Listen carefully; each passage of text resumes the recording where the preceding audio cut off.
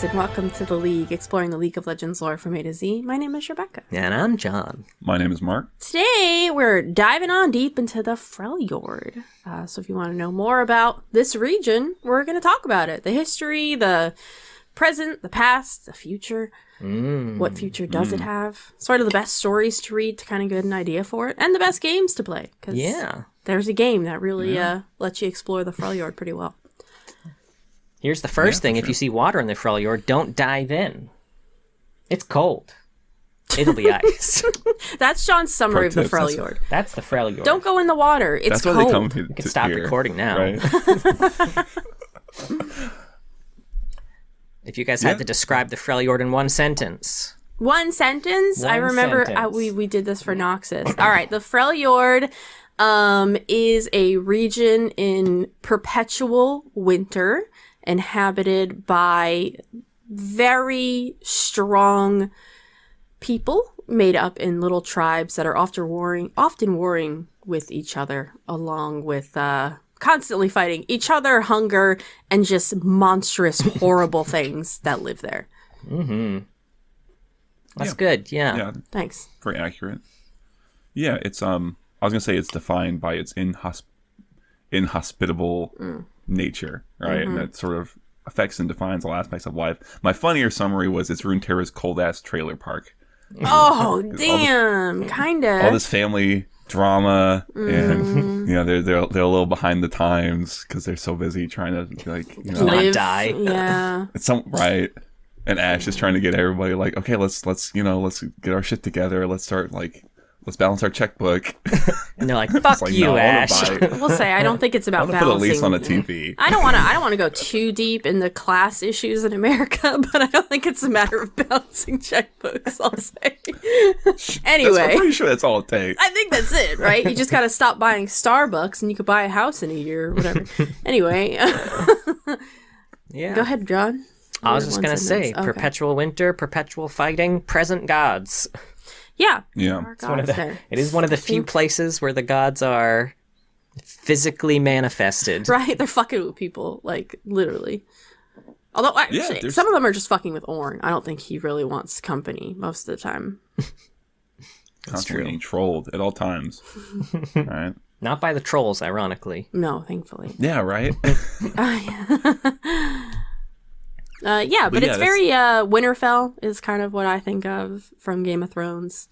Not Winterfell. What's it called in Game of Thrones? Like the other side of the wall. Yeah. Well, like part of it is the southern part of the Freljord I watched just as much of Game of Thrones as you. I don't is more habitable than like the northern part. And the more north you go, the more you're gonna find just very strong trolls, even bigger than Trundle. And what? Yeah. Harsher conditions. They're not. We read that putrid story. Yeah. That's a wonderful word to describe it. It's a good one, though. Yeah. Now, I guess to start at the beginning, right? So why the Freljord's cold all the time? I mean, outside of even why it's cold all the time, just like how it came to be. So, long before the arrival of mortal races, the demigods manifested from supernatural forces and formed the land they called Freljord, which is old school Freljord They said it like that all the time. Freljord!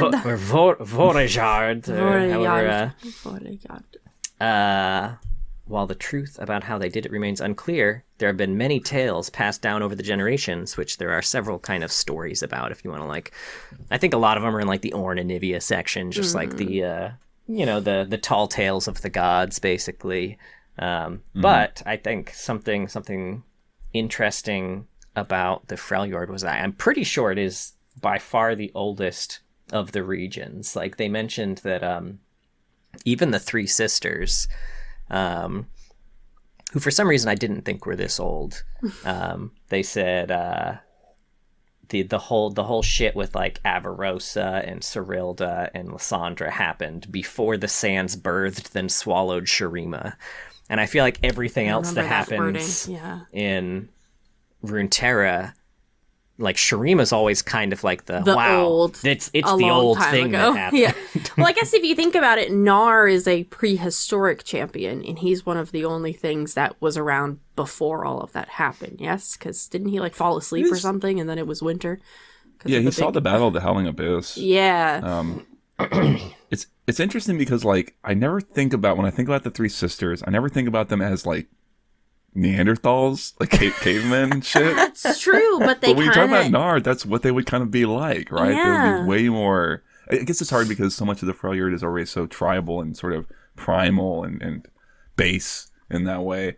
That to imagine something that like, oh no, these Freljordians, they're insanely civilized. They're growing carrots, right? And I think like something to put like a timestamp on that too is when we talked about Ivern, about how he was just like this kind of barbarian conqueror. I mean, he was the whole reason he went to Ionia in the first place was because he was looking for some sort of power there that could help him defeat the three sisters. So he was right there with them. Also very old. Mm-hmm. Very old. I still think that Lysandra's probably one of the oldest champs then, huh? Yeah, for sure, right? Especially in terms of champs that started human or are kind of technically human. Yeah. Yeah, she's not some weird Malphite or whatever that's living for forever. I'm curious, like, I feel like Ionia must be older. I mean, it's called the First Lands, but I don't have anything to back that up. That's just a feeling that I somehow have. So I don't know. It doesn't feel that way, I'll say. That was a big feeling I had thinking about the Freljord, is that, like, the history is, and it's ancient, you would call it prehistory even, is still so relevant because so many of those figures, Lysandra, the demigods, are still they're like active players in what's happening right now. Right. Ionia may have been around longer or whatever, but all that ancient shit, for the most part, is not really as relevant. Right? Yeah, like I feel like whenever we talk about ancient history Ionia, we've got kind of like, I feel like we've got that one story, right, that we read about with Master Yi, and that's kind of like the only glimpse we get into. That's a good point. The old time shit. I guess it would mostly, I feel like it would be a lot of Vestayan and early Vestayan creatures, but it's interesting to think we get such this really old part of the Freljord, and then a lot of stuff that takes place in like present time, and not a lot's changed there. They really haven't progressed much in this very long time. Whereas if you look at somewhere like even Ionia, I imagine is very different in its ancient times and whatnot. Yeah. Yeah. It's when people spend all their time fighting to survive, they're just literally trying to eat every day. As a society. They're like, what do we eat today? What a mirror. We complain about having to figure out dinner every night, We don't gotta hunt it down. Well, maybe that's what's nice about it, right? Is it's like you don't have to figure it out because it's like whatever you can catch. You know what I mean? I don't know. I'm being swayed to this winter's claw thing. They have it way easier than I do here. My endless grocery stores. Then again, it's like I like being able to microwave chili in 2 minutes, and that's.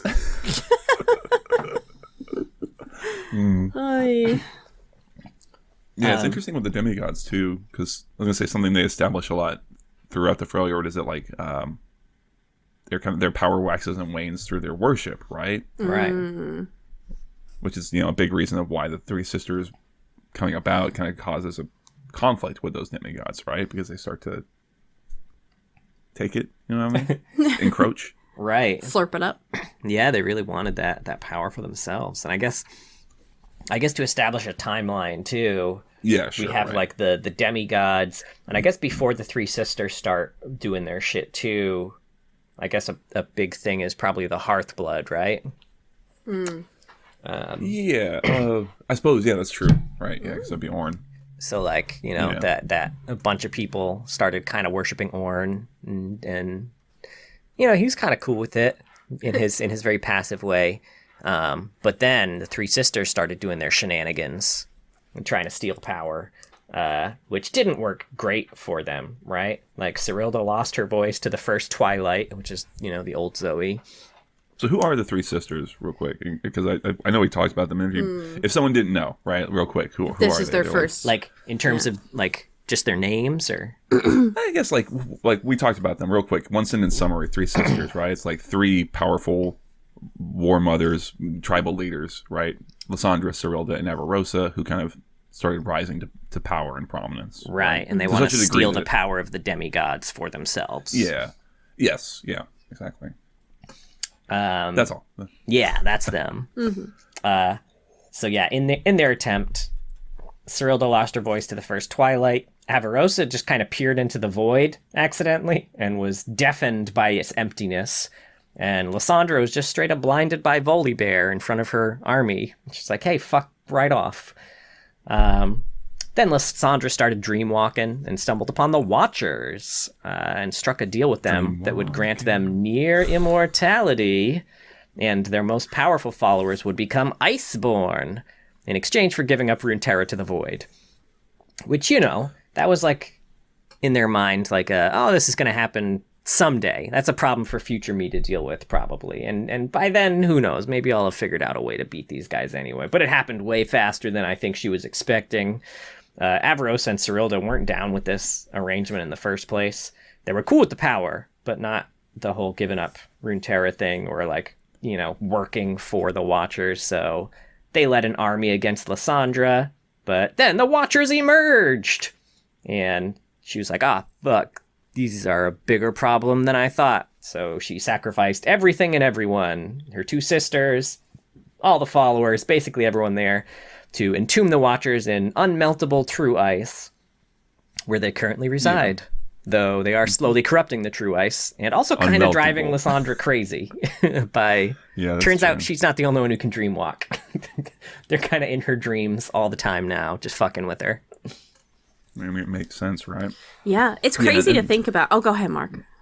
Oh, no. I was just going to talk kind of broadly about it. Go ahead. Sure. Yeah, I was going to just talk about Lysandra in general and to think about her life for thousands of years after this. Is she then spends so much time trying to cover up what really happened, and so people see her as more of a hero than, you know, what she did was not heroic? No, I don't know. It was necessary. It was necessary, but cruel, I guess. But she has this just massive secret beneath her feet at all times, whispering to her, and she knows that every day they're one day closer to them coming out, because the ice is melting.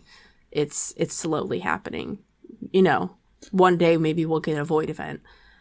For now, Riot just teases the unmeltable true ice for some reason is melting a little. maybe we'll get a Freljord event, and it'll be a little smaller. Maybe the Watchers can be not that big a deal. I don't know. They're that big of a deal. They were back then, but now, right? Well, that's the thing, is the Watchers, like, kind of pulling it a little back, the camera back a little bit. It's like the Watchers for a time were the big looming bad for all of Runeterra for a while. And then, you know, Aurelian Soul got created, and more characters got added, and so they used to be the big dogs on the in the schoolyard or whatever. They used to bully all the everybody else. Now they come out and, like, Mordekaiser will just punch them away or something like that. Belveth gives them wedgies and shit. She's giving them wedgies. Yeah, it's interesting how, like, with Lysandra and that whole thing, how much I kind of forgotten. I was having trouble remembering, like, what's the actual way that it's characterized? Is it that she was completely in line with the Watchers and was totally against Avarosa and Serilda? And I forgot, like, that they've kind of tweaked it a lot, I feel like, to where it's really takes on a much more tragic bent, I guess I would say, right? And that's something you see in that new game too, where they really want to try and get Lysandra to a place of being at least she sees herself as a hero, and like you said, she did something that was very necessary to happen. But I think in Song of Nunu, the way you can view her as, you can feel bad for her, I guess, is where you're at, while also understanding that she's gone too far. Perhaps. Right. Yeah. One of those. Especially because one of the things that they do specify about her a whole lot is, like, she's been trying to scrape out the history, but there still exists kind of pockets of stories and prophecies around, one of which is that Cyrilda and Avarosa are going to be reincarnated. Mm-hmm. So one thing she's doing is also just murdering anyone she thinks might be the reincarnation of those two.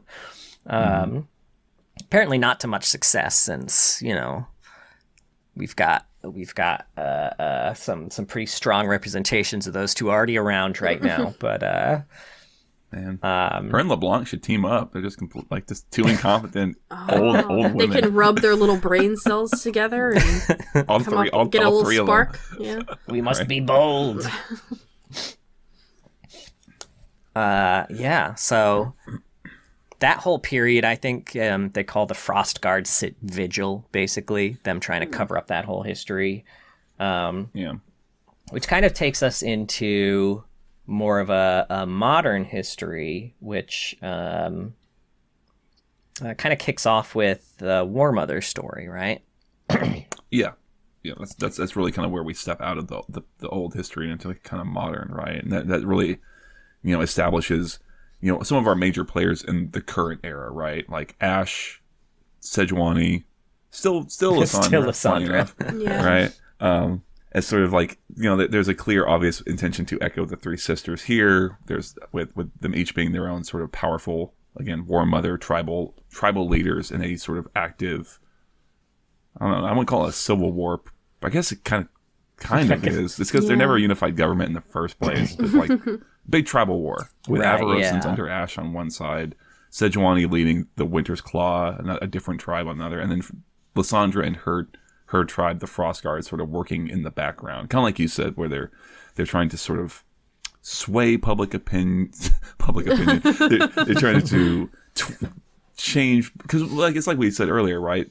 Belief sort of feeds into actual power, at least in the Freljords, and you know, a big thing with Ash, for example, is that her followers see her as an actual factual reincarnation of Avarosa. So if that's something that they believe hard enough, it seems reasonable to me that could foment an actual something within her, right? I like that. That's true, because I feel like they've made it clear that she's probably not the reincarnation of Avarosa, and Ash also doesn't believe it, but she's kind of letting people believe it because it's getting people on her side, and she's really trying to have like this united front.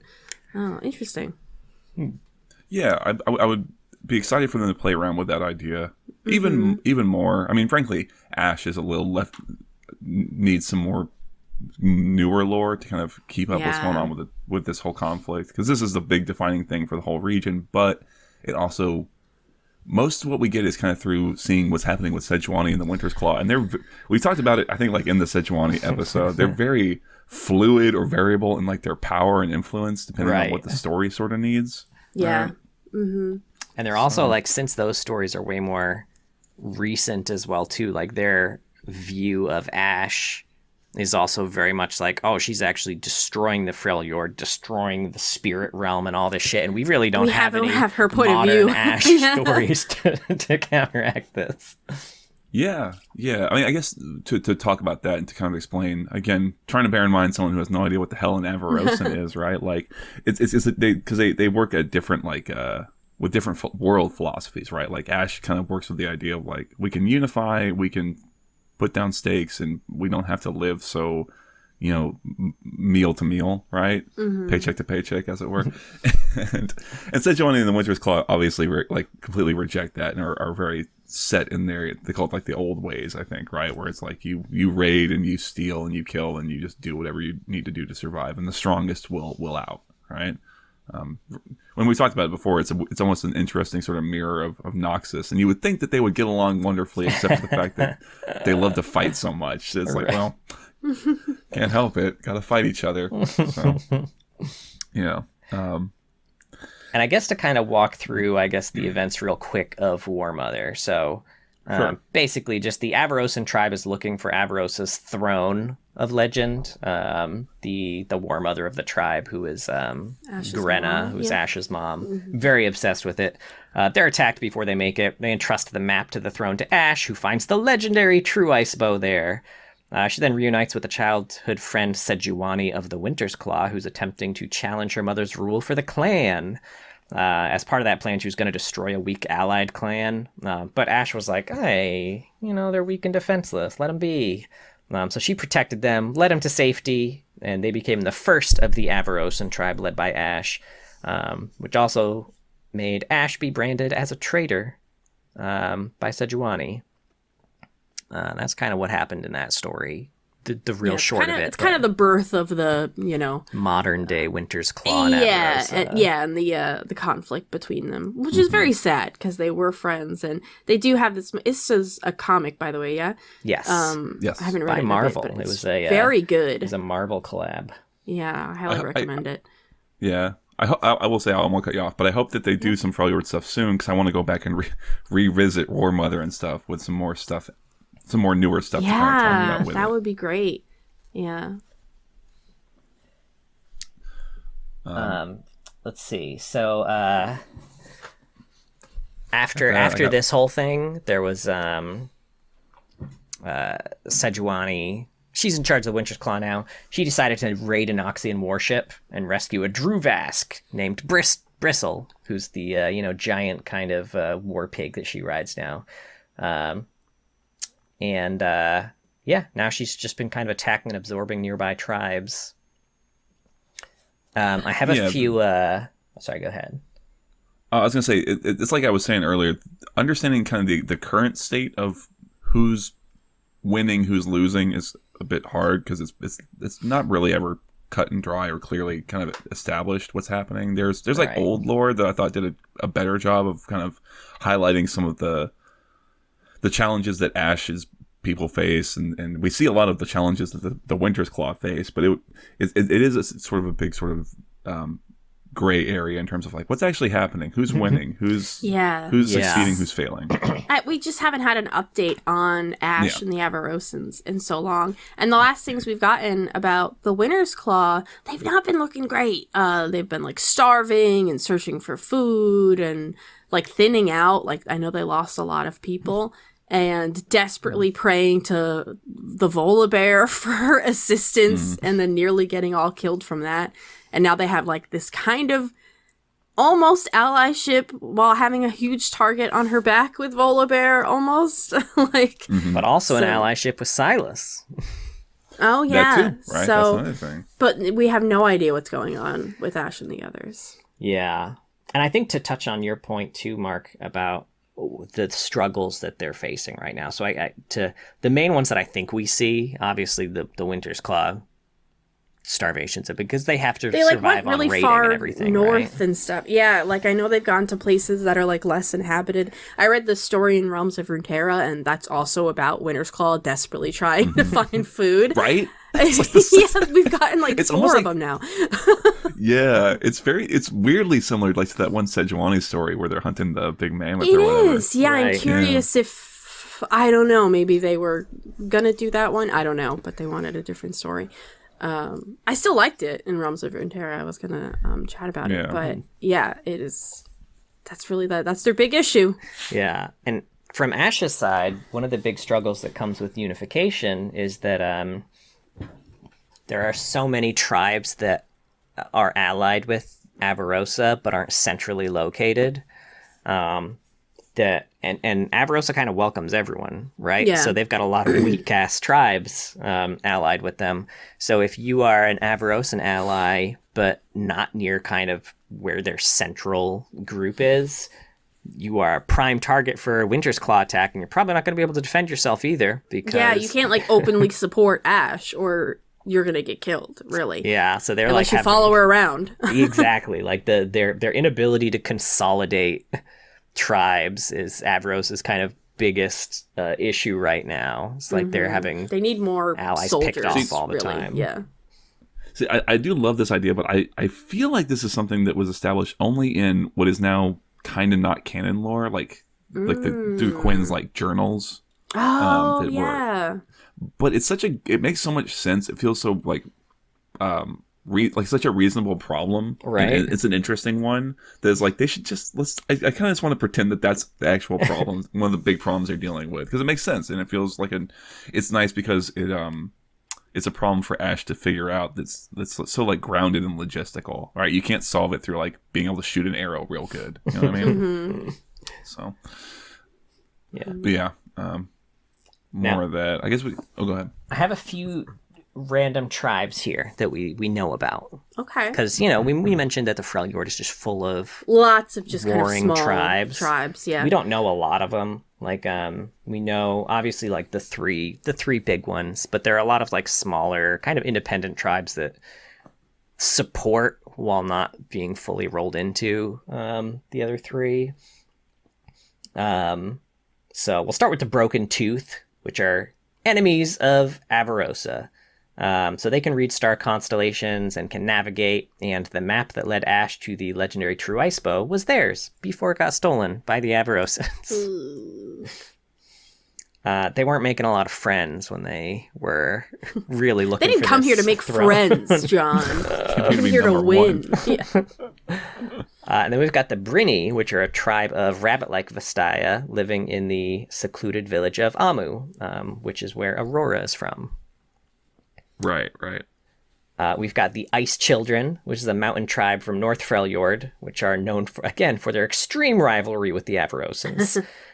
They welcome the Frost Priests and are venerating the faith of the Three Sisters. They have a lot of animals, so they're a good tribe to have. They have like a huge herd of Elnooks.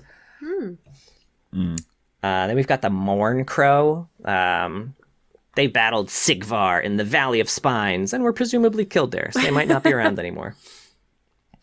Then we've got the Notai, who are a nomadic tribe of storytellers and musicians that travel across the Freljord. They're the ones that kind of have the knowledge of all the ancient legends that hasn't been like killed by Lysandra, despite her desperately trying to kill them all off. They're highly regarded by most Freljordians, and they worship Anivia. So Nunu and Leica are members of this tribe. Leica is Nunu's mom. Yeah, storytelling's like we didn't talk about this yet, very big in the Freljord. That's really like how they pass around knowledge. They're not printing books up there, So through songs and stories, that's sort of how they pass their history around, which is really cool. Then we've got the Tusk Crow. This is a tribe that attacked a Frostguard caravan, again guarded by Sigvar, after which they were mostly slaughtered. Sigvar has ended a lot of clans here. And then we've got the Vargkin, who are enemies of the Winter's Claw, which we don't know a lot about them right now either. Now, who was Sigvar again? I think Sigvar was leading the... I think he was leading the Winter's Claw band that chased the people into Orn's Valley, if I'm remembering correctly. Is that right? Oh, I don't remember. I honestly couldn't remember, but I was going to say... Winter's Claw. You're going to say Clan Ender is a cool-ass title. Right. Yo. I have kind of a list of some relationships with other nations here, too. Some kind of highlights here. So, Bilgewater, a lot of those inhabitants are of Freljordian descent.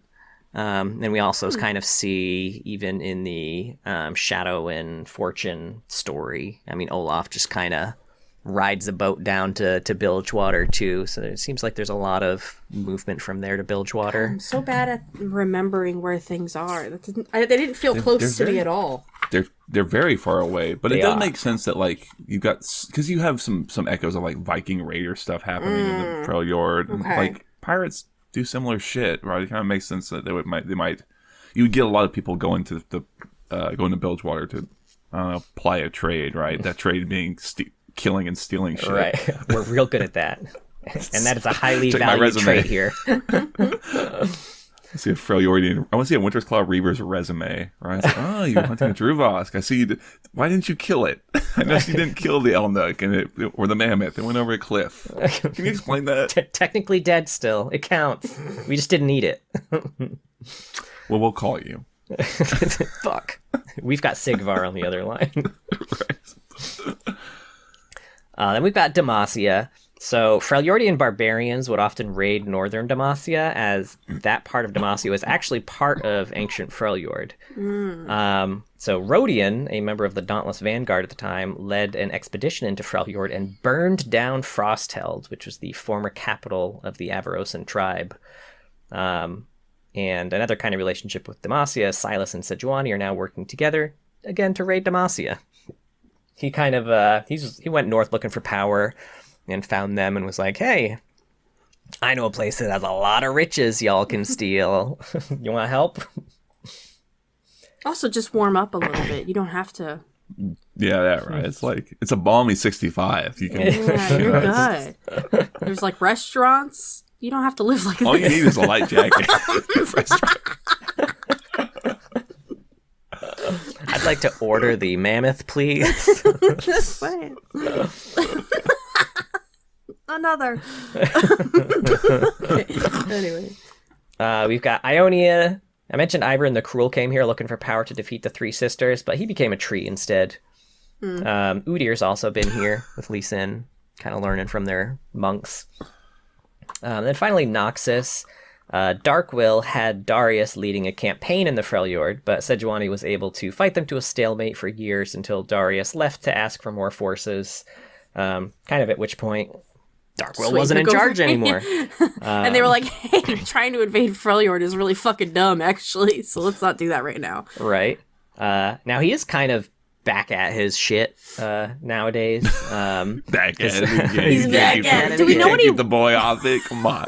Do we know what he wants up there? Is it also magic and power? Because there's nothing else. So the main thing, at least from what I understand, is on their first expedition there, as they were pushing through to conquer, Darius was also kind of building a road essentially from Noxus through the Freljord. I forget what it was like. Was it Iron? I don't think it was Iron Spike. I might be remembering that wrong. Something like the Iron Spike. Yeah, Iron Spike is a mountain range. I had it written down here somewhere, but I also have a lot of notes, so who knows if I'll be able to find it. But it was like, essentially it was a big road that led there. And after he left, Sejuani and others kind of took control of the road he built. So now he's back out there trying to get control of his own road back. Great. Yeah, well, I know in the Katarina comic, like we saw Black Rose members retreat into the Freljord, right? Like that was kind of where they had a safe house, right, for one of their agents, right? So at the time, right, we can assume that they had Darius up there because there's something they want. I mean, there's a bunch of demigods and ancient power. And yeah, all sorts that's of what I have to think. Shit, right? It has to be because I mean, Noxus is all about burning through all the resources, and they're not going to find resources in the Freljord. You know what I mean? Unless you want snow. A true ice that you're not allowed to touch because it'll burn your hand off. Darkwill really wanted to go sledding. Oh, that was him. He's like, bring me snow. Hurry before it melts.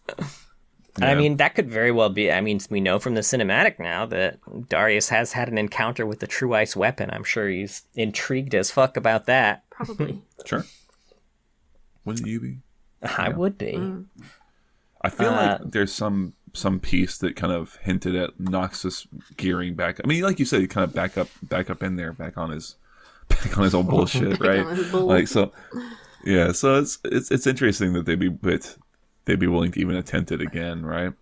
Yeah. But something that Swain also would be like, yeah, okay, get back in it, check it out. So yeah. Now I have some area breakdowns here. Okay. If y'all want. Oh, damn. Sure. All right. So we've got North Freljord, which is mostly the Ridgeback Mountains. So this is where the Frost Troll village is, which is currently ruled by Trundle. This is where Frosthorn Peak is, which connects the Frostguard Citadel with the rest of the Freljord. This is where the Fortress of the Iceborn is, which is where the has a massive vault of ancient artifacts and fallen warriors. The Ghoul Maybe that's Frost. what they're after. That could be vault. It too, you know? It's got a vault of ancient weapons and shit. Hey, man, maybe they send Vladimir up there. Or watch out, that blood will freeze, man. Try to imagine Vladimir. Frozen hemomancy. It's like, right. Oh, shit, well now I've got blades instead of droplets. Oh no, I've got a bunch of killer eyes. Right? This is where the Ghoul Frost is, which is where Ash found her bow. This is the Ice Children village, which is just a farming village. Settlements of herders and warriors who also hate Avarosan tribe. Sure. The Orncall Rocks are here, which is a coastal pilgrimage site visited by Sejuani and Ash's tribes during the summers of their youth. Kushar, which is the home of the Ebratal, which is a magicless community who were the first to follow Ash. This was the town that was going to be burnt to the ground by Sejuani. Oh, okay. Mm-hmm. We have Vathkar, which is an Avarosan settlement, which is the village where Ash grew up. Yadulsk, which is the Winter's Claw village where Sejuani's mother, Kalkia, temporarily settled the tribe during her rule. Typically, they relocate every winter and rebuild their village out of just whatever they happen to have around. Yeti's Vigil is here, which is the ruins of the lost Yeti civilization that you get to explore in the Song of Nunu game. It's really it's cool. It's the coolest part. It is definitely the coolest part. Cool. Yeah, and learning the history of the Yetis was very cool too. And then you've got Ursine Lands, which is technically the only one of these places that is not part of the Ridgeback Mountains. It's a land that's found just above northern Freljord, separated from the rest of Valoran by a massive ice sea. So this is where Volibear staked out territory with his followers. It's kind of like the North Pole of Runeterra. Aw, Santa! Right. Santa Voli, please don't murder me in my sleep. Then we've got East Freljord. This is the Broken Mountains. This is where Hearthhome is. So this is the great settlement of smiths and craftsmen, inspired by Ornn, which was later unintentionally destroyed when Ornn fought Volibear. This was back when the three sisters were trying to get power. Volibear went to Ornn and was like, we got to fight him back. We need weapons. And he's like, I'm not going to make you weapons. And he's like, well then, fuck you, and destroyed everything. Also where Winterspike is, which is south of the Broken Mountain. We've got the Warded Gateway, which is a frozen cavern system, which leads to the Frostguard settlements. So you've got the Foundling Village, which is where the Frostguard shelter children who are orphaned by the cold. So this is where Nunu was placed after he got separated from his mother. This is kind of like, one of the reasons I think why Lysandra's got a positive reputation in the things like, oh, they taken the orphans and everything. Really, they're just like, looking for potential kids I think they have to murder for reincarnations and also like powers and stuff that they can I wonder how she decides like that day which one might be the Avarosan reincarnated. Right. She's like, and just looking in her eyes. Sure. Calling kids over, asking them questions. I assume they were also kind of maybe recruiting them into just just as soldiers and warriors, True. right? Yeah. Kind of a Janissary thing almost. Mm-hmm. Now this is also where the Howling Abyss is, which is the massive chasm prism of the Watchers. And within here are the bridges of the Iceborn, including the Bridge of Sorrows, Bridge of Shadow, and the Bridge of the Lost. There are spiked bridges are so dramatic. I know, right? What about a bridge of like a nice warm coffee? Right? Bridge of cocoa. Not too hot, just we've got spiked barricades here. So basically throughout the Howling Abyss, they have massive spiked barricades of stone and iron set into the walls. The thought being that one day when the Watchers reawaken, maybe it'll make it harder for them to get out of here. Because there'll be spikes. Sure, right? You gotta do something in those thousands of years. Gotta do something, right? Busy work, we call and then they've got the right? It's like telling kids to hide under their desks in case of a nuclear war or whatever. Honestly, you could really play with that, honestly. Lysandra or some Frostguard watching them, kind of knowing that everything that these massive works are just like a waste of time. It's just like something to do while you're waiting to die. You know what I mean? I don't know. Cheerful. Right. Idea. It's a depressing fucking region, honestly, probably speaking. This is also where the Hall of the Nine is, which was constructed by the Yeti and served as the protective barrier that seals the Watchers. Every year, several Frostguard climb down its icy walls to get to the Hall of the Nine to inspect the barrier state, despite the fact, as we mentioned in the Lysandra episode, that there are stairs that lead down there. I think Riot's unaware that exists. But I'm not sure. Know. Right. Lysandra's keeping her secrets run deep. It's a very cool story, that one, where they go down. It's gruesome. And it's such a cool idea for a region that 3 people, is it 3? Yeah. 2? 3? I think 3, yeah. People 3 are chosen every year, and they're not, it's unlikely all 3 are coming back. Right. And It's very cool. And not even because of any monster. It's just so fucking dangerous to climb down just there. getting down, right? And then there's a random story where Lissandra's just like strolling down some goddamn stairs, pushing some buttons on her elevator. Doesn't Trundle like accidentally right? Trundle there's another stumbles story in there. that Trundle just like it just happens upon Lysandra. Right. This cat flap was open, so I squeezed through. Yeah. Anyway, so yeah, we're not entirely sure how that's all constructed. Last thing in this area is the Frostguard Citadel, which is the northeastern part of Freljord. It's an ancient stronghold built to watch over the dark chasm of the Howling Abyss, and it houses many of Freljord's hidden treasures and historical records. This is where Lysandra and her Frostguard seat of power is, and it's where Nunu found out about the Yeti, later named Willump. You can only get there via the Bridge of Sorrow. And then finally, I guess two, we've got South Freljord, which is where Nivea's nest is. Also the Iron Spike Mountains, which are a small mountain range located in the southeast, which Noxus owns some territory here, the Delver Hold, which you read about in the, the Principles of Strength, I think, story is the... Yeah. And you've got the Naljog, a milling settlement beneath a waterfall, which unfortunately was cursed and everyone there turned to stone until Nunu and Willump cleansed the area. Oh, okay. Yeah. Happy ending. Happy ending. Uncommon in Freljord. Then we've got just spreads happiness wherever it goes. Does. Except, like, in the game. Fuck them. Right, it's kind of the opposite if you think about it. It's kind of funny.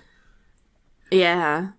He's really annoying to play against, and you're so excited when you kill him until the little boy starts crying. I'll save you, Willump. I'll save you.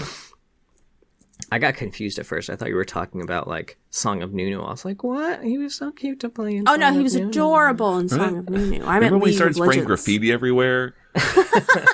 Staying up past his bedtime? He had a little too much sugar, and he was insufferable. Right? What's this? What's this? What's this? Then we got Racklestake, located in South Freljord. It was a village where the tribe of the Ice Dervish lived. Now it's a pilgrimage site for the Avarosans. And now finally we have West Freljord. You've got Davrong, a settlement near the coastal shore. While defending her tribe from a brutal attack, a young war mother entrusted Braum with the safety of her infant child from Lysandra's Frostguard. This was the Braum cinematic for Legends of Runeterra that I forget the name of. Something about home. I actually don't remember, to be honest with you. I remember the cinematic pretty well, but the name escapes me for some reason. Yeah, it was good. Then you've got Lokfar, which is where Olaf and his tribe are from. You've got the Frostheld, which is that place that Rodian burnt down. Glazer Port, which is a settlement on Lokfar. It's got an ice-locked harbor where the Freljordians chain their wolf ships during the harsh winters, where they're protected from the ice and snow. Then you've got Reigen's Reach, rumored to have been cursed by an evil mage and her son. It was Brand. He burnt it down. You know, Brand's got to do what a Brand's got to do. Yeah, to be fair, they were kind of dicks to him, and his mom. Yeah. Sure. I don't want to say they had it coming, but like... They had it coming. Kind of. And then finally you've got Valar's Hollow, which is just a trader settlement. Yeah. For sure. Yeah. Why not? If you're talking about the region, something I know I mentioned before, but I want, if listener, I want you to go open up the map of Runeterra, and when you go highlight the Freljord, I'm telling you, it looks like a fucking bird, man. Because they highlight the little part that's the region, and the Freljord is shaped like a bird. I'm just telling you. I feel like that's intentional. I want some writer to come tell me, yes, we made it look like a bird. It's on an purpose. Ivia. Or is She this is a the Rorschach Freljord. situation? And so can you, right? Right, you see a bird? Wow, that's interesting. I That's see nuts, two parents man. fighting. I see dicks. There's just 17 dicks. Oh, man. We like, I don't think we ever specifically said this. We've talked a bit about all the War Mothers and everything, but just to call it out here, the Freljord is a very matriarchal society. Tribes are led by a war mother. Ranks under her could include like bloodkin, steelskins, claw leaders, sisters, ice walkers, thralls, champions, shamans, all sorts of cool fucking shit like that. They have like one of the ranks is Scarthane, which, you know, scars basically mean you've survived battle, which is cool. So if you have scars, you're trusted to lead warriors. Then you've got like Vedma, who are warriors who are also like oracles or seers. You've got frost priests, who are part of Lysandra's cult specifically. Battle maidens, who are any kind of young women who serve as retainers to senior female warriors, and then once they get old enough and are proven, they become battle sisters instead. Which, you know, you can have several battle sisters. And they do like the way they do relationships there too is very you know, it's very for to create allies, basically. Like, it's not like a very love type relationship thing. Not a lot like, of room for romance. Right. It's like it's for resources and protection. And the way they do it, they have like oath sworn, which, you know, one war mother can have many oaths sworn. It's not necessarily it doesn't mean it could mean that you have kids with them, only if your tribe can support having more kids. But mostly it means like when you become oath sworn, you're promising to basically protect your oath sworn's family. You're going to kind of be like mutual protection. And so in a lot of those cases too, the war mother, when she, you know, gets an oath sworn, will also sometimes like adopt any kids or anything into her family. And yeah, it's just a way to ensure mutual protection for all. Yeah. Well, something I remember from the Ash War Mother comic is talking about how Ash's mother would kind of specifically seek out whatever oath sworn she thought would kind of give Ash the most possible, right? Like, whatever it might be, just trying to get as many that she thought would kind of help Ash be as well positioned, right? Like, as many things that they could teach her, protect her, things like that, which is interesting, right? Right. Like the raw practicality of it, which makes sense for the region, right, and where they live, and how they live. And I think we had we talked about it a little bit, I think, in the Sejuani episode. But we talked about there not being a lot of room for love, but having a kid with Oathsworn was normal. Having a kid as a war mother outside, like with someone who was not your Oathsworn, was very, very not okay. Which is, I think, where a lot of, I think it was Sejuani's direct mother, right? Yeah. Who had a very, very negative reputation there for for having a relationship outside of Oathsworn. Outside of Oathsworn, and also not with a Freljordian, so double whammy there. 0 for 2. Yeah, I guess, like, you know, honor is like a big, because it's like, well, you don't have a lot to kind of enforce things, right? So you're kind of on your honor for a lot of things. Like, that's again talking about the War Mother comic. I remember that was a big, like, obviously Ash wants to protect the innocent, but just also the fact that they were oath breaking. She kind of, it's like when she realizes it, you know, she sort of says, "Sejuani, wait a minute, we're oath breaking." You know, it's like it's, you know, it has a weight to it, right? Which is kind of interesting. Yeah, she was kind of lose there. She was either breaking her oath to Sejuani or breaking her oath to, you know, the tribe. So she was kind of fucked either way. It's true. It's certainly true, right? Now, we've talked about several of the champions that live here, but here's a list of the champions that live here or are from here. We have Ash, Anivia, Aurora, Brand, Braum, Gnar, Gragas, Ivern, Lysandra, Nunu, Olaf, Ornn, Sejuani, Trundle, Tryndamere, Udyr, and Volibear. What's interesting is I feel like we mentioned most of those, and that goes to show you, like, how many big players there are almost in the Freljord compared to how many people are from here. Right. You know? I don't know. It's interesting. Although weirdly we didn't talk Braum a lot. He's just a big old hero. Yeah. Yeah, right. Yeah. He kind of wanders to and fro. Actually, I think because this kind of ties into the Oathsworn thing, like where the way to get big reputation is like they care a lot about protection and protecting people who care most about you. And that is why Braum is so popular. Outside of him just being like super likable, his whole thing is like everyone is his family and he's gonna protect everyone, and he does a real good job at it. So everyone fucking loves that guy.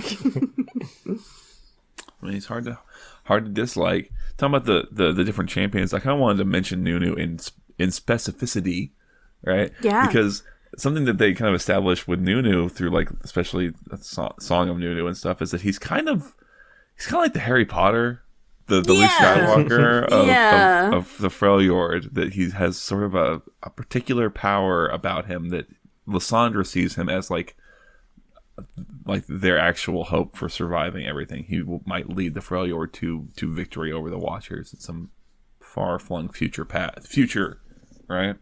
Right. Through his relationship with Willem and the Yeti, right?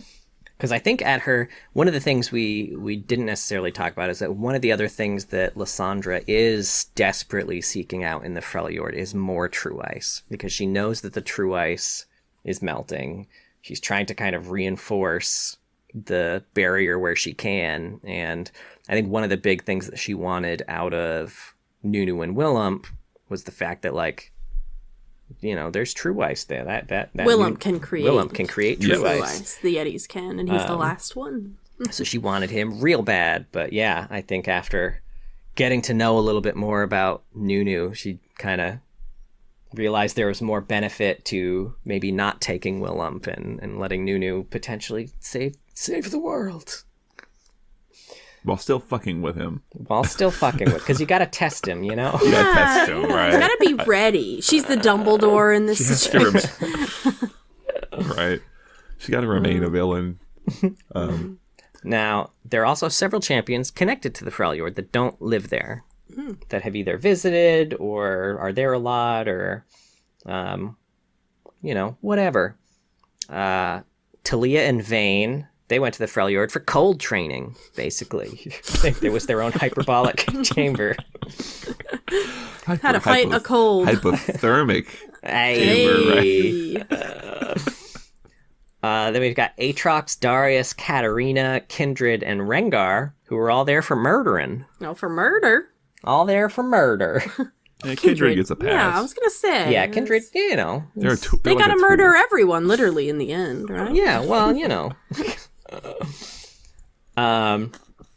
It's worth mentioning Rengar's may or may not have been there.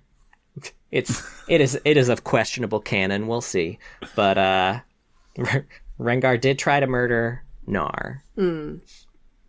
Then we've got Ezreal and Ryze and Silas, who went to Freljord seeking power of some form or another. Then you've got Vel'Koz and Yuumi, who are in Freljord hanging with the crew. With each other. They're just besties now. Just besties.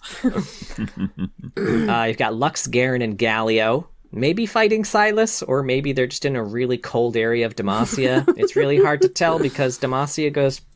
There are cold areas. Far north, so. Yeah. You've got Lucian, Vex, Senna, Vayne, and Gwen... Went to Freljord and the Rise of the Sentinels, baby. Why you gotta spoil everything? I know, I was having a nice time. You're welcome. All right, here's your... Then Lulu's also there, causing chaos. What the hell's she doing in the Freljord? She's literally just turning... Tricks? Honey. Sorry! You left too big of a space. You can't do that. Anyway, what was she turning? What are they, like Iron Fang wolves or some shit like that? There were whatever the biggest wolves there are. She was just turning them into tiny little critters. Sure, that sounds nice. Just for funsies. Yeah. Quinn, who even outside of the old, non-canon kind of visit to the Freljord, current canon, she also, after the whole Silas rebellion, she let a bunch of Freljordian barbarians pass through Demacia and back into the Freljord with a Demacian who feared her child might be a mage to protect them from the mage seekers, even though she was sent there specifically to get that lady back. Meh. Then you've got Maokai, who saved Brahm's village with sacred water from the Blessed Isles in the Ruined King. Oh, right. And finally, Azir, who hasn't been there himself, but counterfeits of his tears are being sold to Gragas to spice up his ale. So glad you got You're welcome. Brought that one in. I had to dig deep for some of these connections, y'all.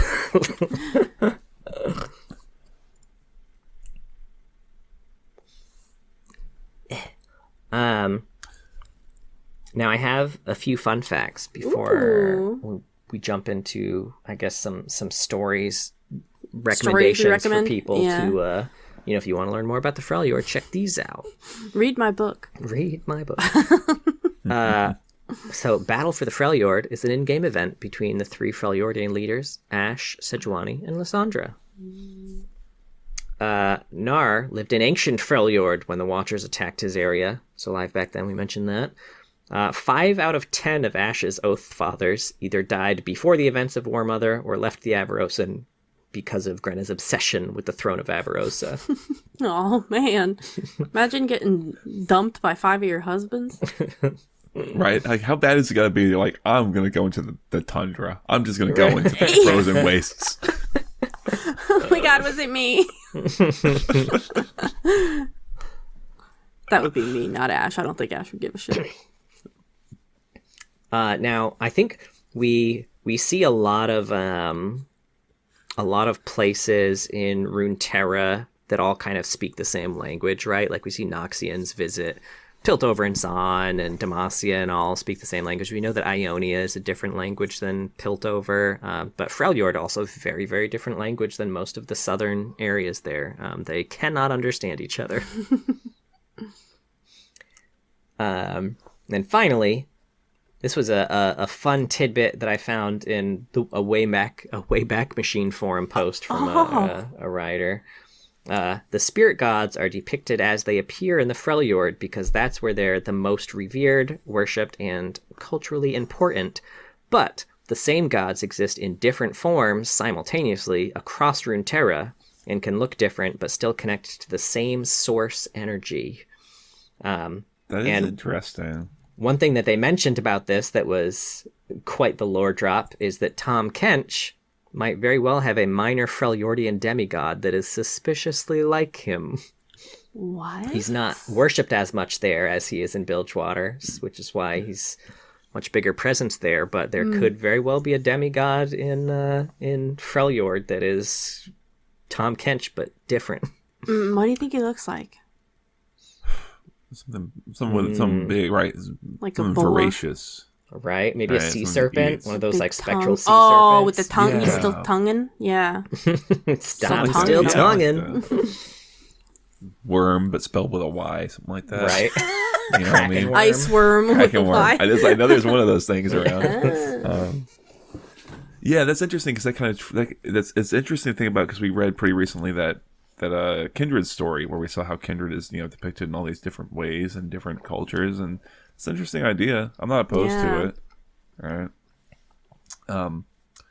If we're talking about like this random fun fact stuff, something that we had started talking about, but I think we got kind of a little sidetracked, was you talked about like the Hearthblood, and I think the Hearthblood and also Iceborne and Hearthbound are kind of an interesting idea in this place. Yeah. With the idea being that like way back in the Three Sisters, the way the Void, the Watchers empowered their followers, Lysandra and them, was making them Iceborne, which means you essentially can stand the cold pretty well, right? That's why Ashe can wear a skirt in the Freljord, right? Yes. And there's so many other people who are they're called Hearthbound. They're just normal people, and it's interesting in the War Mother comic how it creates sort of a disparity, like a second-class citizen type situation, where if you're Iceborne, by nature that you are in a preferred position, you're you're more likely to be in a position of power, and the Hearthbound are kind of like the camp followers and just the everyday people, and how they kind of lots of times are sort of looked down upon or ignored or treated poorly by their Iceborne sort of leaders / rulers,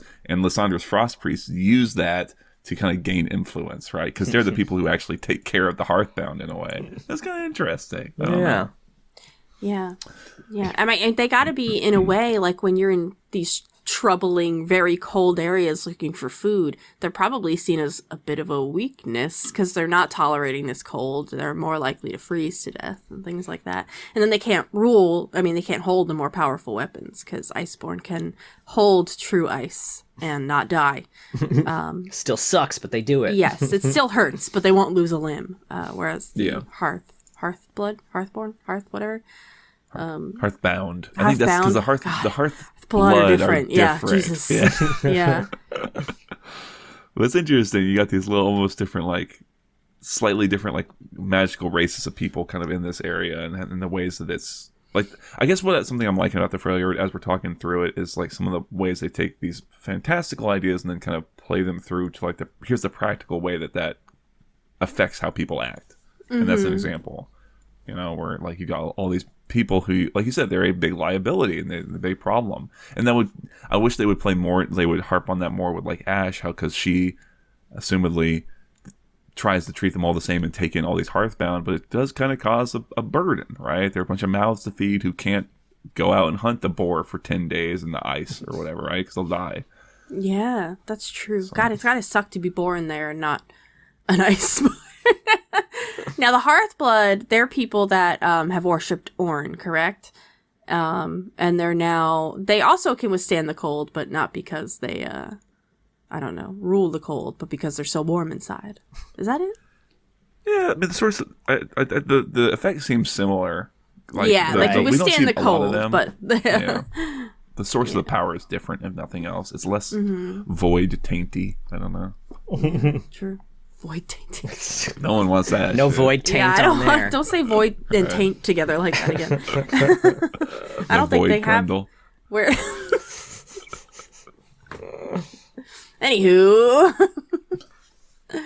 Anyway. There was one line in the wiki that caught my attention. It said, like many thousands of years ago, the alliance between the sisters Avarosa, Thrilda, and Lysandra were shattered in a war that unknowingly threatened all of Runeterra, plunging the northern lands into chaos and a near constant winter. So it was like... That's interesting. Before that war, was Freljord just kind of chill?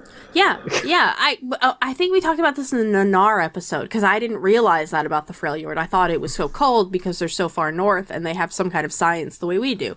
But no, Nar, like, it was just like a regular ass fucking place that like got cold sometimes, I think, like any other place. So yeah, I am curious about this.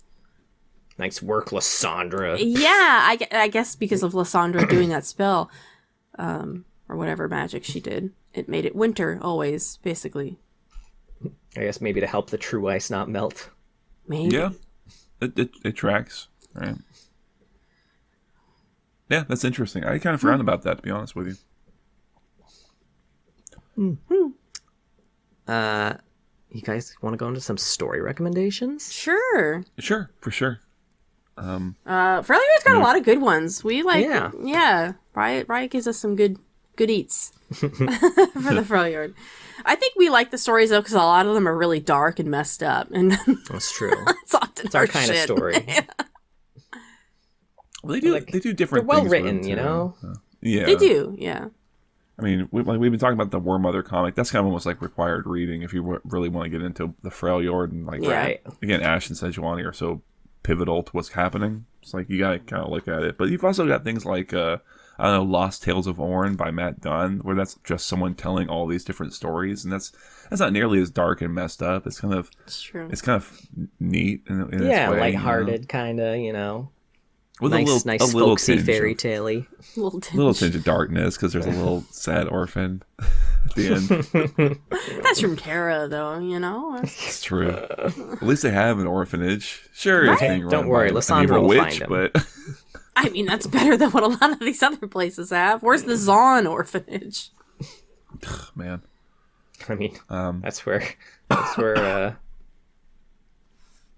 what is it? Vi was from, right? Oh yeah, it didn't seem true. like a good time. Anyway. Yeah, I think so that what I had on my list, obviously War Mother. Dead of Winter, I thought was really, really good. Really gives kind of a good glimpse of what it's like to just live in the Freljord as like part of the Winter's Claw, you know, just like them trying to get a meal and how much they have to go through to not get it. Yeah. In the same vein, if you have Realms of Runeterra, there's also a good story like that on there called A Good Day. That I don't often feel for the Winter's Claw because I'm more of an Avarosan side myself here, but I've truly felt for everybody in that fucking story. Goddamn. Yeah, I read it. I remembered I had the book this time, so I read through it. Funny enough, the character in that one, Rinna, also shows up in the Silo story. It's the same character. Shackles of Belief. I was wondering if she was in another story. The name She's did a Legends of look Runeterra familiar. Oh. Silence of the Damned is another Winterclaw story. That's one that we really liked a lot for its like very, very cool depiction of Volibear and his followers. Yeah. So if you want an idea of what current Volibear and his folk like are like, this is a great story for that. Yeah. Yeah, big horror tone in this one. Yes. And a lot of it. I put Hero of the Frost Moon here as well, which is kind of a Lysandra story with someone kind of essentially trying to come and kill Lysandra. And this is I think where you get to see kind of a lot of Lysandra's cool witch magic. I think a lot of the stories about Lysandra, she's scary, and you know she's powerful, but you don't get to see a lot of specifically what her power is.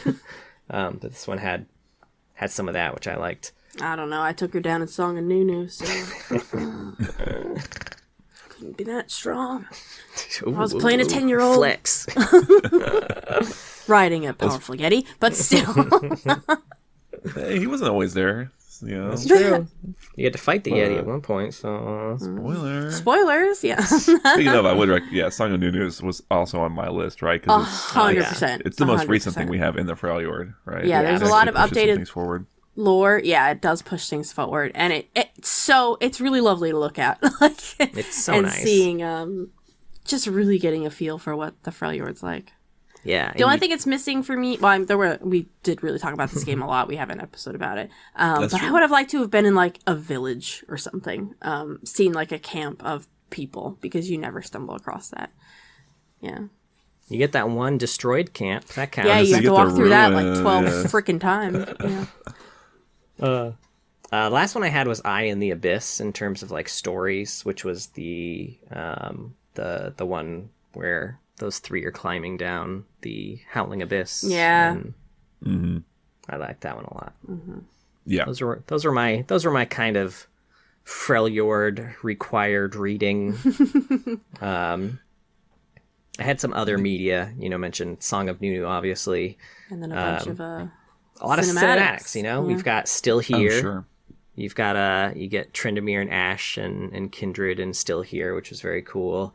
Legends Never Die. You get a whole Ash section there. Her training and coming up. The Call. You get you actually get to see like the direct aftermath of the Dead of Winter story, which was very cool. Welcome to Noxus. We get to the Freljord for a little bit. Darius fighting Trundle in the so Freljord. Cool. Yeah, probably very fucking cool. That's for me. We've got the raid. That raid, that's what it was called. That was the Braum cinematic. Right. Yes. And then finally, you have the Spirit of Hearthhome, which was the mini game, the Aurora mini game, where you get to kind of play explore as Aurora a bit and explore Ornn's Forge and his home. Mm-hmm. Which also from Song of Nunu, just exploring Ornn's Forge is cool. Very cool. Mm-hmm. That whole area is so cool. For sure. Yeah.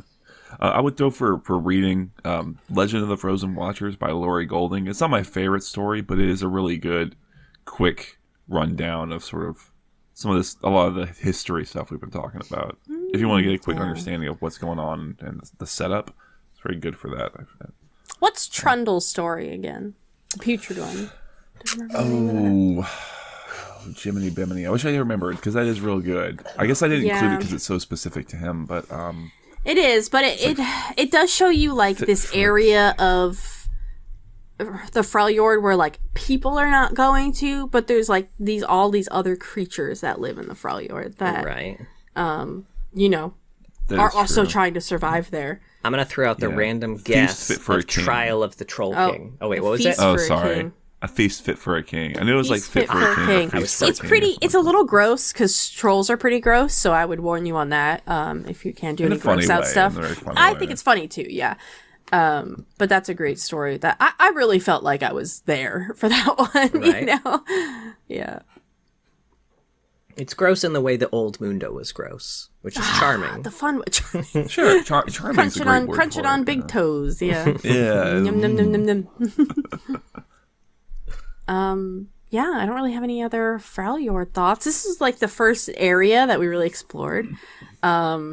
Because, we started with Ari and she didn't have a lot of stuff. So I remember Ash being one of the ones where I was like, oh, I'm really learning right now about the Freljord. I guess we had a Kali and Ionia and stuff, but yeah, I think this was one of the bigger, like the first like big story we really dove into. Yeah, well, I mean, Akali has a lot of lore, but that's all more about her specifically. And with Ash, Ash is such a power player, right? So you kind of have to. The whole region is in play there. Yeah, we had a lot to go through. For sure. Yeah. Yeah, I like the Freljord a lot. I like it a lot because it feels like it's pretty tightly written, where everything is. I feel like so many things of it are kind of tightly wrapped around this thematic of familial conflict, right? It kind of runs through so much of what goes on in there, and it's like there's not this feeling of like sort of disparate stories that just kind of happen to be in the region. It all feels pretty purposeful. I would like them to get back to the Freljord and do more with it. Like, I know we had Aurora pretty recently, but she feels sort of like, I mean, pretty disconnected, right? She's just kind of, she's an she's a Vestayan, who's kind of doing her own little thing. She's got a low connection with Orin, but things that dealt more with the Ash, Sejuani, Lysandra conflict for sure. I would love them to do more with. I know. I have no idea when they'll go back to that with how they're handling the lore now. It doesn't feel like it's something that's within the next year. Certainly not. Yeah. No. It is super interesting that you say that in Domar, because like if you look at the map of Freljord, or if you look at the map of Runeterra, like Freljord is fucking massive. It is a huge chunk of that map. So the fact that like the stories there seem so much more interconnected than some of the smaller regions are. That's true. Like you read some of the Piltover Zon stories, which are two tiny cities, and you're like, wow, I have a hard time imagining some of these stories taking place in the same place as other stories. I guess it's like, if you think of it as like a city, like that's a city. When I think of the Freljord, I'm usually thinking of like Antarctica. Like there's not a lot of people living in a huge chunk of the land. Even Canada, when you think about it, most of the people are living in this one spot of Canada, and less people as you go higher up. So, yeah. For sure. I think we've said it before. Like the Freljord was a little bit of a surprise almost. Whereas like, I guess I'd always just seen it as like, okay, this is kind of their Nordic Viking region, and this is where they're just going to kind of do that. But it feels like it has its own unique flavor to it, while still obviously pulling a lot from real world cultures and things. I don't know. Yeah, and they did kind of they carved out that that Racklestick section specifically for the Nordic, more Nordic inspired tribe for Olaf's people too. Wow, I think that's it. I think that's the Freljord. We Freljorded. We Freljorded. We everywhere. Did it. Gross. What are we doing next week? We didn't think ahead. Man. God, we fucked up. Man, this has been the end of every episode for the past 3 months. Like, oh, we forgot to think about what our next episode's going to be. We are literally three of the most forgetful people I've ever known in my life. Like, and I'm not even exaggerating. John and I have to constantly write down everything, everywhere, all the time. Yeah, I don't know. So we don't think. I don't know. We've been inundated with sicknesses too. That's my true. excuse. Yeah. I'm gonna have to cut out a lot of coughs and nose blowing from this one, I imagine. Sorry, I'm sorry. I was It's trying okay. to keep my shit No. together, but It's fine. Don't try to keep your shit together. It's easy to mute. I'll just leave them all in. The listeners will love get it. the real experience. Really? They won't believe me. They'll think I'm just bullshitting. That I'm just making up excuses. I am sick, but not terribly sick. So, yeah, I don't know. What we can think about? We'll figure it out.